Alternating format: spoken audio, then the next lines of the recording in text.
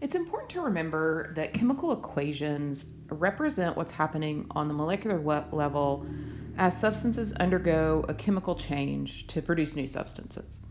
We represent the substances involved, those products and reactants, by their molecular formula, and we indicate the physical states in parentheses, right? So that's just a friendly review. Now, we've talked before and we've said, look, these coefficients can indicate the actual number of molecules or formula units at the microscopic level, or on the macroscopic level, they can indicate the number of moles of each substance. So instead of saying 1 molecule of iron oxide reacts with 3 molecules of sulfuric acid, we would say 1 mole of iron oxide reacts with 3 moles of sulfuric acid to form 3 moles of water and 1 mole of iron sulfate. Now, stoichiometry is a broad term that's used to describe calculations where we use these coefficients to determine how much of a product or reactant is made. So when we talk about the definition of that, that's just the quantitative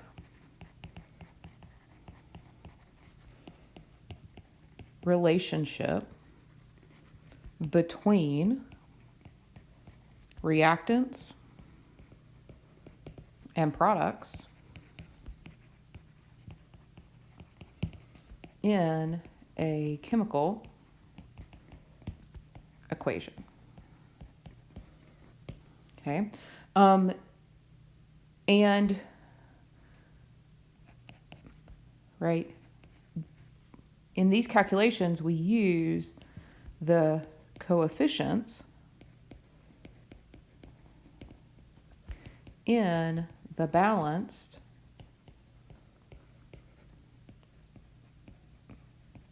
equation. So I find that stoichiometry calculations, when you first start doing them, work really well if you make a map to plan out what you're doing and how you're going to solve the problem. So this is a map or a plan of how to do this. Generally, you can be asked to find the grams or moles of one substance when you're given the grams or moles of a different substance. So what you're going to do is you're going to use the grams of substance A, right? You start with that if that's what you're given. Use the molar mass to get to moles. Then you're going to use the coefficients of A and B from the balanced equation. Okay, and those are just chemical formulas. A lot of times I'll describe this as the mole ratio. Okay, then you'll get your moles of your new substance, and then using the molar mass, you can get your grams of your new substance. I find that this helps with a plan. Sometimes they don't give you the grams, they're going to give you the moles, and you would start here. And we're going to look at examples of both of these in the next few slides. So let's start practicing stoichiometry. Here is our balanced equation, and we are going to make our map. And it says how much carbon dioxide would be formed if 10 grams of C5H12 were completely burned in oxygen. So this is a combustion reaction because we have a hydrocarbon reacting with oxygen to form carbon dioxide and water. And it's saying, hey, how much carbon dioxide is going to be produced? We know we're starting out with 10 grams of C5H12, and then how much of this are we really going to make? So I like to start a map this way, and I say, okay, hey, look, I've got grams of C5H12. That's what I've got. That's 100 grams. 10 grams. Right? And it's asking me for the grams of CO2. Okay? And I know I cannot directly go from grams to grams. You remember in the last screencast I said all roads lead through moles. It's still here, we're still doing moles. So I need to get from grams of C5H12 to moles of C5H12. And I can do that using the molar mass, which I'm going to abbreviate as MM here. And then I need to go over here and get the moles of CO2, and I can get that using the mole ratio, which are those coefficients of the balanced equation. And then I can go from moles of CO2 to grams of CO2 using the molar mass. Now, I want you to notice I like this spatially, because if you're moving up or down, you're using the molar mass. If you get lost and you're like, ooh, I'm going from grams of this, it's the same thing. It's grams of this here, and it's got to be the molar mass of this because you're in between these two. Same things over here. If you're changing from one chemical mole to another mole, you have to use the mole ratio. So if you're going this way, you're using the mole ratio.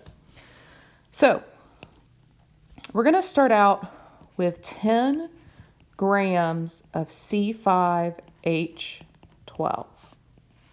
I draw a big old line because we want to make sure that we keep track of things that are in the numerator and other things that are in the denominator. You don't want them to drift because that's where a math error can come in. And so you can use parentheses. I'm going to use brackets.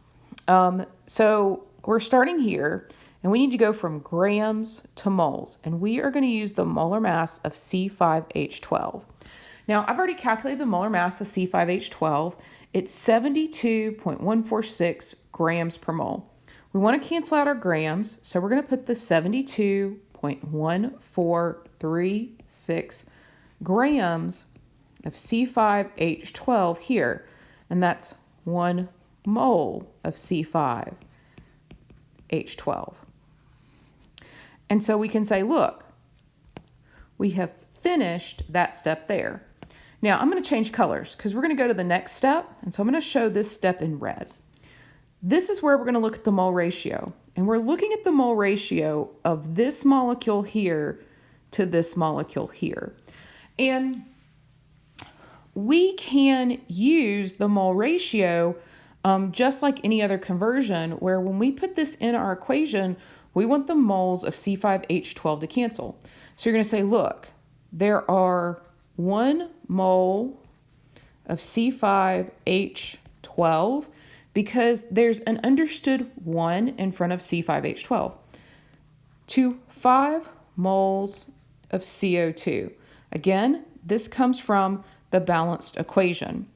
When you're checking here, you can see the moles of C5H12 cancel. I didn't show this before, but you can also see that the grams of C5H12 cancel. So we have finished that step. I'm trying to find a good color here. Let's do purple, right? And so now we're right here at moles of CO2. We want to go from moles of CO2 to grams of CO2. We calculate the molar mass, which is 44.008 grams. So that's 44.008 grams per 1 mole of CO2. Okay. We can see here that the moles of CO2 have canceled, and we're left with grams of CO2, which is what we were asked to find. Now, you don't have to use a map. If you are really used to this and you can see this, you don't have to use a map, but you do need to show your work. Right? So make sure you show how you set it up like this. Now I'm going to go pick up my calculator, and I'm going to take 10 grams and divide by 72.14. I'm going to multiply by 5 and then multiply again by 44. When I do this, I get 30.500 and a bunch more numbers of grams. We need to come back and we need to look at sig figs. We see that the number that we're given tells us there are 3 significant figures. So our answer also needs 3 significant figures.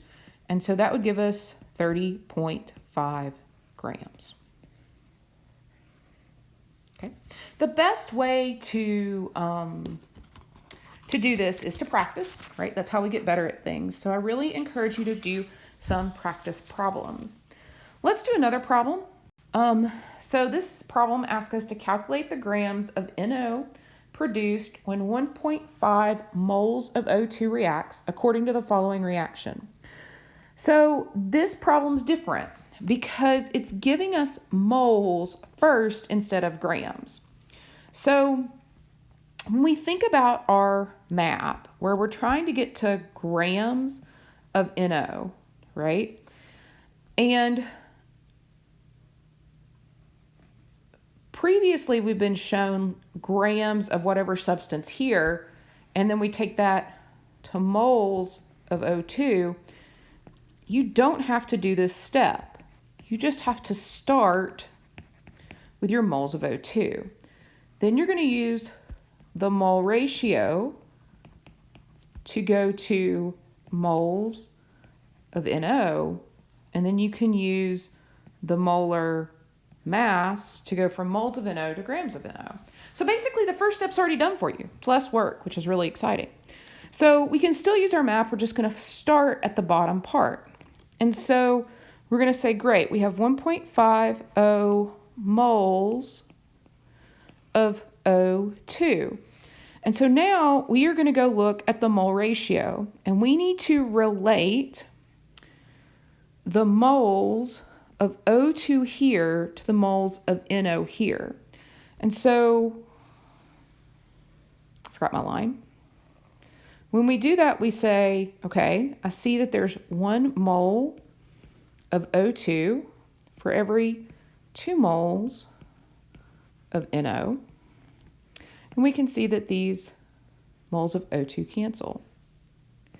Then, so we've completed that step. We're now here, and we need to get to grams of NO. So we're going to come here. We're going to calculate the molecular weight, or molar mass, which is 30.005 grams of NO over 1 mole of NO. And we can see here that the moles of NO cancel, and we are to grams of NO, which is where we need to be. So now we can pick up our calculator and take 1.50, multiply it by 2, and then multiply it by 30.005. And that gives us 90.015 grams. We know we need 3 significant figures. There are 3 significant figures here. We only need 3 significant figures, so we're going to look at that one for rounding. And we see we're going to end up with 90.0 grams. Let's do one more stoichiometry example. So we're going to calculate the mass of C3H8 required to produce 36 grams of water. So we're calculating a reactant here, but this is done in the exact same way as you would do a product, where we're saying, look, how do we get this when we're given the water here? And so you start with what you're given. You're given 36 grams of water, and then you're asked to find C3H8. So when we do this, we're going to set up our map. Maybe if I can get this to work. There we go. We're going to set up our map. We're going to say, look, I need to go from grams to moles of water using the molecular weight. And then I need to go from moles of water to moles of C3H8 using the mole ratio. And then I need to go to moles of C3H8, and that was supposed to be grams there, to grams of C3H8 using the molecular weight or the molar mass. And I did molecular weight here. I hate changing in the middle, so let me go back to molar mass. There we go. Just so we're consistent. Do love consistency. And so we've got our map, and we're going to follow that. So I'm going to draw a line, right, for us to use. And I'm going to start with 36 grams of water, okay? And then I'm going to use my map, and I'm going to say, look, I need to get from grams to moles. I'm going to do that using the molar mass of water. So I'm going to come here, and I'm going to say, that's great. The molar mass of water, I'm going to calculate that using the periodic table.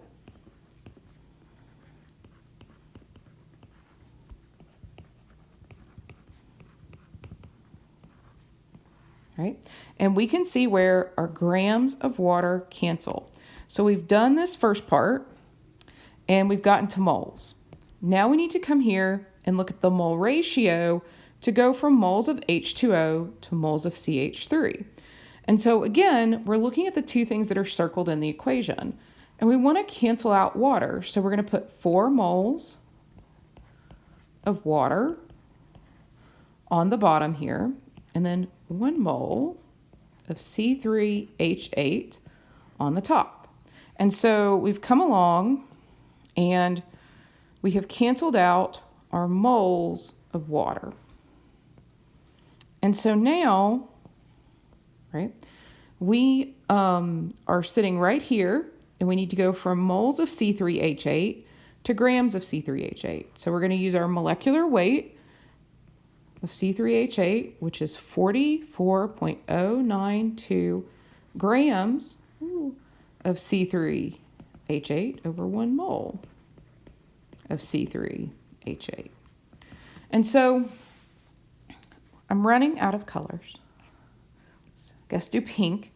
Okay, we can see where the moles of C3H8 and the moles of C3H8 there cancel. So now we're going to pick up our calculator, and we're going to take 36 divided by 18.015 divided by 4 and multiply it by 44.092. When we do this, this gives us 22.0276. But remember, we need 3 significant figures. And so when we look at that, those are the 3 significant figures, and we look at that 2 for rounding. So the correct answer here is 22 grams of C3H8. I really encourage you to practice these. Practice is what's going to help you. So please do that. And if you have any questions, please come see me.